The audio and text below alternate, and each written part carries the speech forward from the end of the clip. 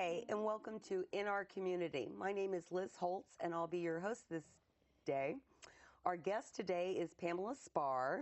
She's the founder and CEO of Inspired Caregivers and a leading authority on the psychological effects of caregiving on elders and those with cognitive impairments such as brain injuries, dementia, or Alzheimer's, to name a few. Tonight we're going to be discussing the challenges that are faced by caregivers during the holiday season, and Pam's going to be providing us with some helpful hints for caregivers to keep the joy and keep the ho-ho-ho in their holidays. Pam, welcome. Thank you, Liz.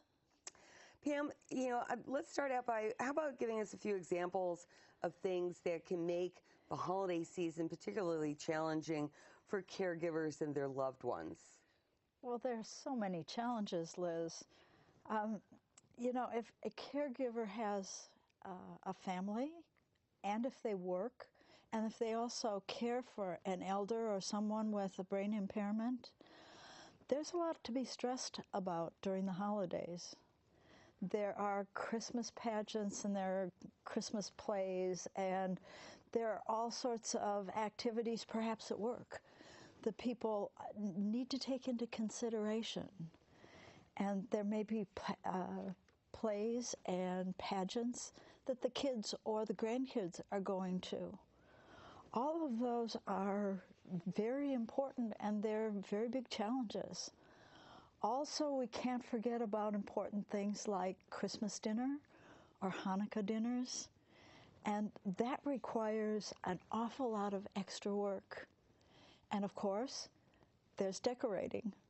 All of those things are going to take up a lot of the caregiver's time, and it gives them very, very little room for themselves. So I imagine balancing priorities is something that becomes extremely important at this time of year. Yes, it does. Like you said, so Pam, can you tell us, all these new added responsibilities on top of the responsibilities that they already have throughout the year? It sounds like something that can quite easily lead to high stress levels and a sense of overwhelm. Yeah. Overwhelm is so prevalent. We as women tend to be responsible for the holidays, all of the holidays, and that means all the planning and all of the organization. And in a lot of cases, a lot of women don't feel that they can ask for help. Now, in my family, when I was growing up, I grew up around a lot of women who were expected to take on huge amounts of work and never complain. But nowadays, I look for help. Well, a caregiver. I was going to say, that sounds like, something that's definitely needed during the holidays. Definitely. I mean, caregiving is a full-time responsibility. And raising a family is a huge responsibility and a full-time job. If the caregiver also is an interior decorator and an event planner, that's almost too much for people to handle. Well, and imagine sometimes you have to prioritize what you do. You have to choose one event over another. And things like that might possibly add to the caregiver feeling guilty. Well, yeah, and one of the other things that I think is very, very important is to get help. Ask for help. So, Pam, can you give us some suggestions on what a caregiver can do to help keep their stress levels to a minimum and keep them in check during the holidays? Well, of course, overwhelm can lead to guilt. I mean, what would happen if the family wanted to go out to, maybe the husband wanted to take the whole family out to get a Christmas tree, but maybe the elder has a doctor's appointment. Who's going to win? Maybe the caregiver's daughter has a recital and the loved one just has a meltdown. I mean, what happens then? That's the overwhelm, that's the guilt. Well, and I imagine, it can be quite an emotional time for people. So what can they do to, kind of help, keep their loved ones' stress levels at a minimum as well? If the caregiver gets very stressed, then the loved one is going to feel a lot of stress. So one of the problems with people with Alzheimer's and dementia is that they are very, very susceptible to the emotions of their loved ones. So if a caregiver wants to have a lot of peace in their holidays, don't let them see you sweat. It's probably good advice. And Pam, I understand that you have a really cute Christmas story that you experienced as a caregiver. Would you like to share with us? I would love to, and you'll love this story, Liz. My husband has dementia, and he's had dementia for about 3 years. So last year, I bought a little Christmas tree, and I decorated it, and I put the gifts under the Christmas tree. And I thought, if I'm out of the room for about 5 or 10 minutes, nothing can possibly happen.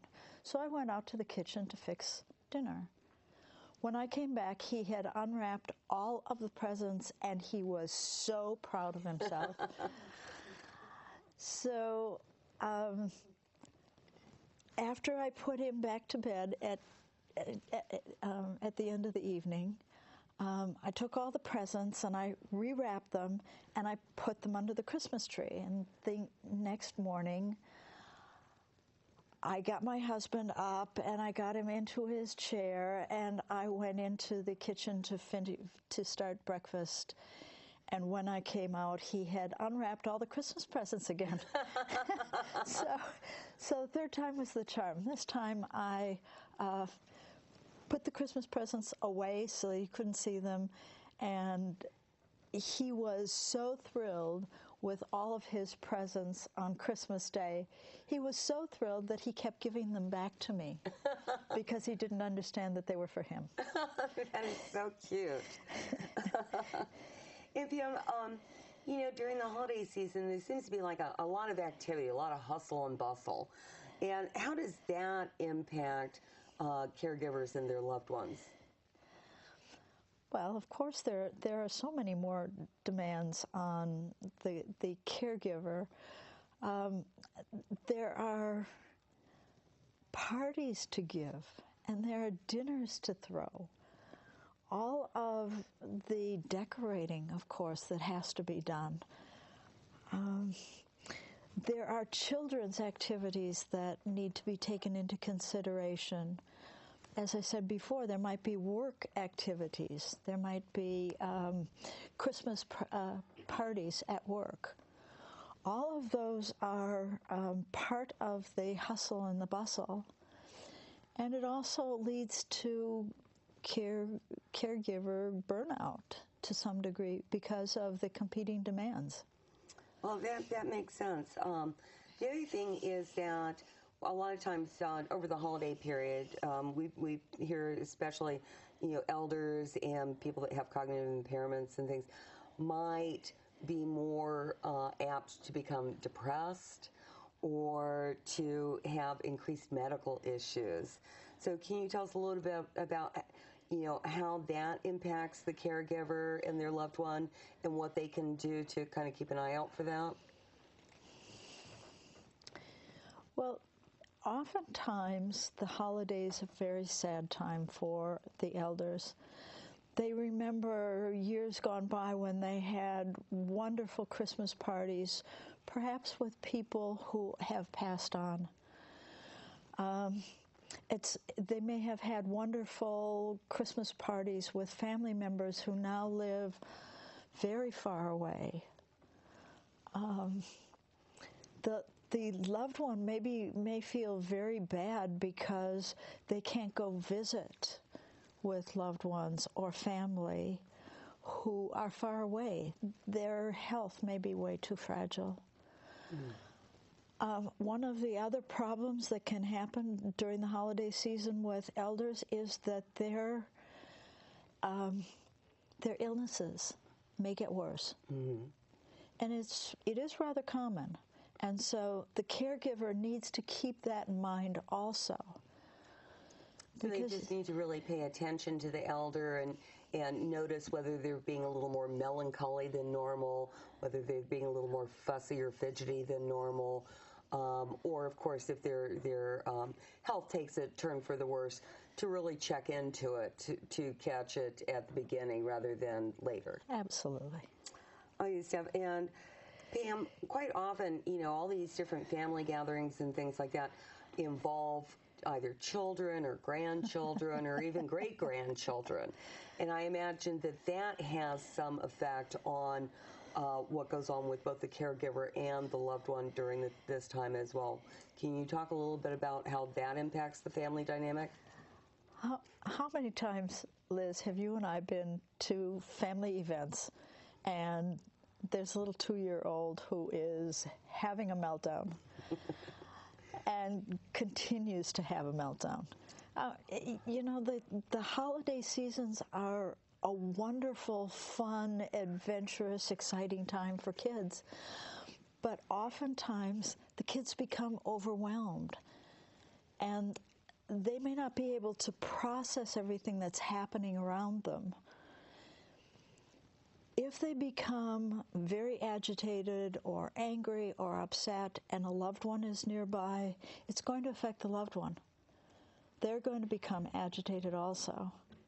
So that's something else that the caregiver should be very conscious of. Right, and how their children's moods might affect them, the elder as well. Can you give us some suggestions for what caregivers can do to be less stressed out and make things easier for themselves over the holidays? Well, yeah. There are two very big ones that I can think of. Number one, the most important thing is to be able to plan and organize everything. Well, at least as much as a person knows in any particular time. Do the planning. Know when you're supposed to be at a particular place. Is there something that you need to do? Is there something that children or grandchildren need to do at any particular point in time?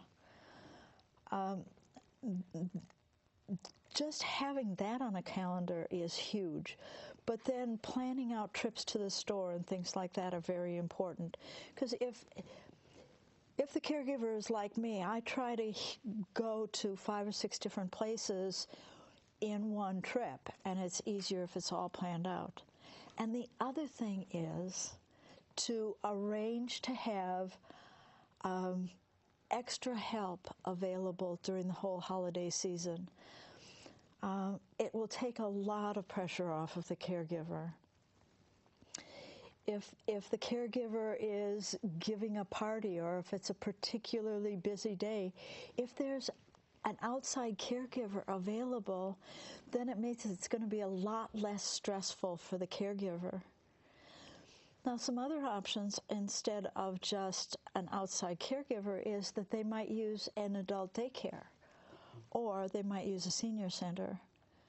But all of these will help the caregiver get through the holidays, and it will make evening special events much better. And of course, if you're having a party in your home, if you have arranged to have a caregiver watch your loved one, then you can concentrate on the guest.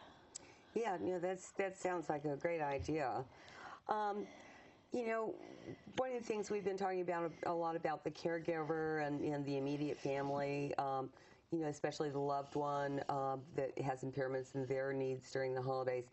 But what can a caregiver do to make certain that the other members of the family don't feel like they're being left out or ignored due to the additional constraints caused by not only the holiday shopping, but the need to try to, keep the elder or the loved one with a cognitive impairment, calm and, with all the activity going on around them?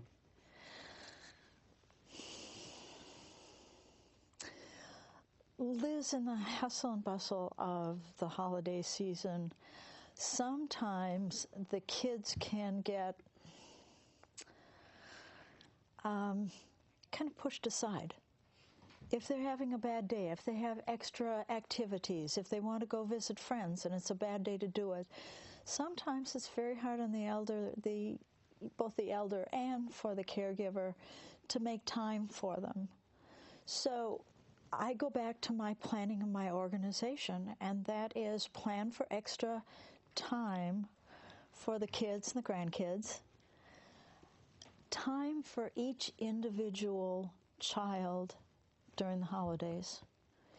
It can be quiet time. It can be just talking to the child. It could be reading together. It could be sitting and watching a movie together. It could just be chatting about the holidays and what they want to do and what their expectations are. And the other thing is that as part of the family, working with a loved one, and that is to maybe bring out a scrapbook and reminisce with them, or play some old music, the Bing Crosby music, or someone of that ilk. Or they could watch movies, something like White Christmas, something that will evoke a prior time for them. That sounds like great information, Pam. So also, one of the things is that, how does the, not only the caregiver but the rest of the family assure that the loved one is really having an enjoyable time throughout the holidays? Well, then again, it boils down to several different points. Number one is really watching them, making sure that they're comfortable, giving them extra care. Also to, as I said, get out a scrapbook and just sit with them and reminisce, or play the music that they like so much. If you're going to parties and you're going to activities, or if the caregiver or the children are going to activities, there's no reason why that caregiver or the kids can't report back to the grandparents and tell them all about what's happening. Yeah. So, also, sometimes, there is so much going on that sometimes, elder people or people with cognitive impairments get upset and they get agitated, and it's because they're feeling overwhelmed or like there's just too much going on around them. What can a family do to kind of minimize that from occurring? Well, one of the things that is very important, Liz, is a lot of times the loved one becomes the center of attention. And oftentimes they will become agitated because they are in the spotlight. So one of the suggestions that I make is that caregivers put the loved one off to the side during a family gathering, not out of the room, but just a little ways away from being the center of attention. And that way the elder can still participate, but if they have a meltdown or something, it won't ruin everybody's day. Yeah. That sounds like a very good suggestion. And so do you have any other additional suggestions on, how caregivers can deal with all these added pressures without going crazy? Oh, yeah, several. If you're making cookies for the Christmas party, make them well ahead. Do everything you can ahead of time. Making the cookies a couple of weeks ahead and freeze them. If you have to buy gifts, buy them now or buy them online. Avoid the last week before Christmas, because we all know you can never find a parking spot in a mall. The grocery lines are 10 times as long. If if you're going to buy a Christmas tree, drive around and visit some of the Christmas tree lots before the family gets involved in it so that you know when they're going to be open and if they even have a Christmas tree that you're interested in. Because they may have sold out of what you want. Mm. That's true. And, and of course, I think, you mentioned before, get help, ask for help. If the grandkids are over, certainly they could help baking the cookies. In fact, that might even make for a wonderful family of time, a way to spend time with the children while still accomplishing the goals that you need to do. Yeah, and another suggestion is have a neighborhood potluck, bring everybody else, feed them all, and then have them decorate your Christmas tree. Oh, that's a great idea. And of course, I think we all know things are going to be, things will go wrong. There's always Murphy's Law. If something can go wrong, it will. And I imagine, the best thing to do is for people just to accept that that's going to be the case. It's going to take time to go to the grocery store. It's going to take the added time. There's going to be delays, anywhere near any of the shopping centers. So, I guess being patient would be very important. Yes, yeah. And understand that, as you said, not everything is going to go right. Make it all right that things go wrong. It's very likely that something major is going to happen, like you're going to burn the mashed potatoes. But make it okay and make it a story that you can tell now at a dinner party. Or the loved one may have a meltdown in the middle of a family gathering. Make that another dinner story. Yeah. So, we've been talking a lot about, the caregivers and dealing with their loved ones and dealing with their family. But what can caregivers do for themselves to take care of themselves during all this hustle bustle time? Well, here are a couple of tips.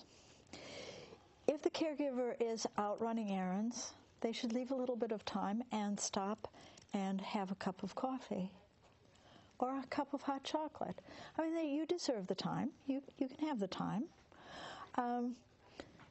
If the caregiver is so inclined, get up before the loved one gets up in the morning and just have a nice long hot shower and relax, or take a nice hot bath. The other thing is that they can just sit back and relax and read a book for 15 or 20 minutes if they've got a few minutes just to take care of themselves. That's great. So, I know a lot of times during the holidays, caregivers need to take their loved ones with them, whether it's going out shopping, whether it's going to visit family and friends, or attending seasonal events and celebrations. Do you have any suggestions on dealing with that? Well, when visiting or running errands and things like that, the most important thing that I can tell them is it's best to leave their loved ones at home. And the reason I say that is that with all the hustle and bustle out there, it's almost overwhelming for somebody with dementia or Alzheimer's or brain injury to process that. If you leave a loved one at home, also, you can get twice as much done, and it will be far less stressful on you. And Pam, I understand that you have a really unique way that you deal with things, and a charming story about how you utilize this particular strategy. Would you like to tell our viewers? As I think I mentioned that my husband has dementia, and he's had it for several years.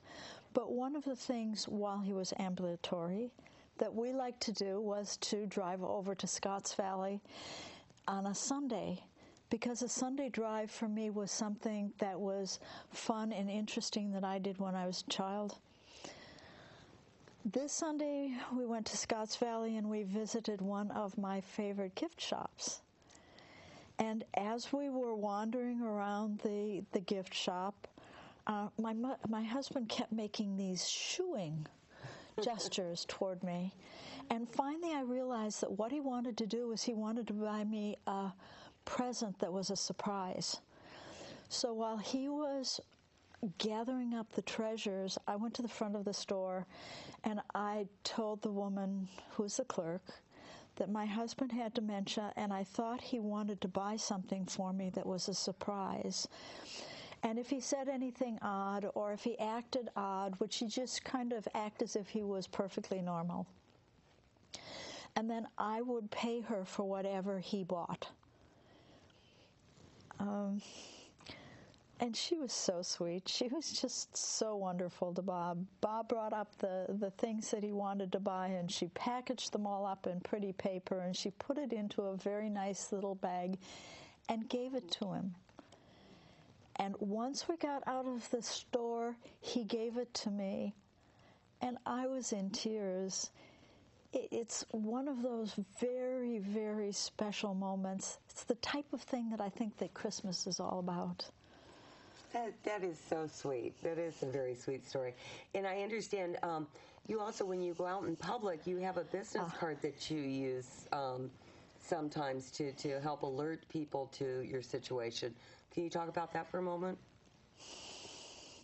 As I mentioned before, when caregivers are going to go out and run errands, they should leave their charge at home. But if for some reason where they have to take their charge out, then they can do what I do, and that is to bring this business card that you mentioned, and on it says, "This person has dementia, your patience is appreciated."